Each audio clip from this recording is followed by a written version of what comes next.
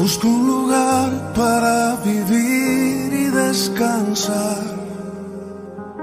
donde no hace falta ni llamar.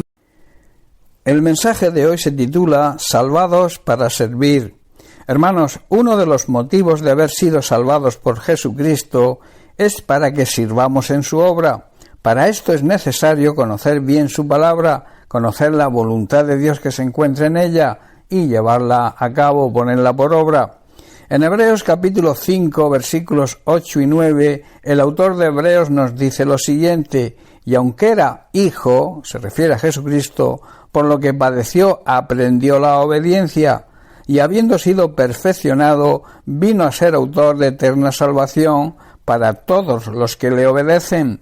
Jesús, aunque era el Hijo, la segunda persona de la Trinidad, aprendió obediencia a través del sufrimiento. De esta manera el Hijo, hecho un ser humano en la figura y en la persona de Jesucristo, recibió la aprobación del Padre y se convirtió en la fuente de salvación para todos los que le obedecen. La Biblia enseña que cuando vivimos en el orden de Dios, cuando vivimos obedeciendo su palabra, la sangre de Cristo nos limpia de todo pecado, y al aceptar ese sacrificio por fe, nos hace acreedores de recibir la salvación. Jesucristo se convierte en nuestro Salvador personal.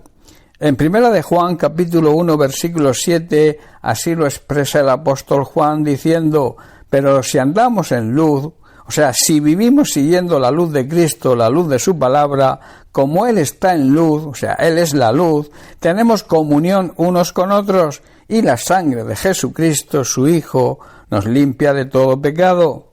Pero hay algo importante que debemos saber si hemos creído de verdad en Jesucristo y se ha convertido en nuestro Salvador, y es que, aunque la salvación se recibe por gracia, o sea, es un regalo de Dios, esto nos compromete a recibir a Jesucristo y aceptarlo también como Señor y dueño nuestro, y por tanto debemos hacer cualquier cosa que nos mande.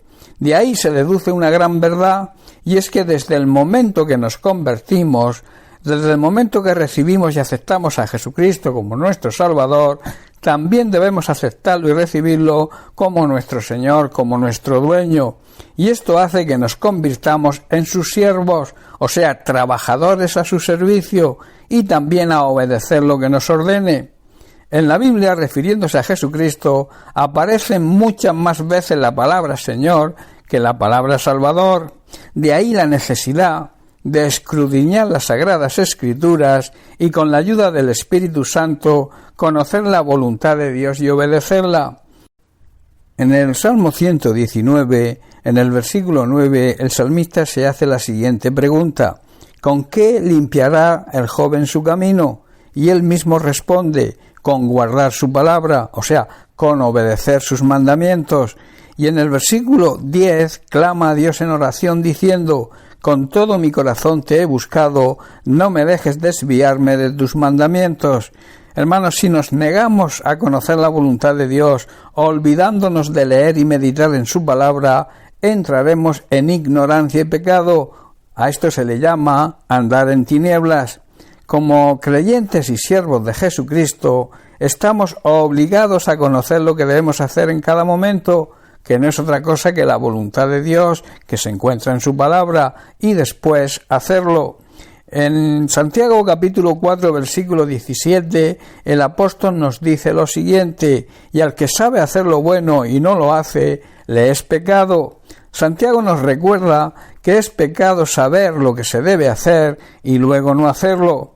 La prioridad de todo cristiano verdadero debería ser saber y conocer la voluntad de Dios para ponerla por obra. Recordemos la pregunta del salmista: ¿con qué puede una persona o cómo puede una persona mantenerse pura? Y no es otra cosa, no hay otra respuesta que obedeciendo la palabra de Dios.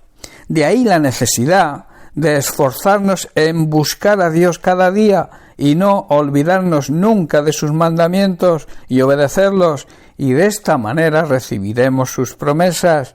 También en el Salmo 119, en los versículos 10 al 12, el salmista clama a Dios en oración diciendo: con todo mi corazón te he buscado, no me dejes desviarme de tus mandamientos. En mi corazón he guardado tus dichos, o sea, he guardado tus mandamientos, he guardado tu palabra para no pecar contra ti. Bendito tú, oh Dios, enséñame tus estatutos. Hermanos, debemos esforzarnos por buscar y encontrarnos en la presencia de Dios, y así buscando y meditando en su palabra para no olvidar nunca sus mandamientos.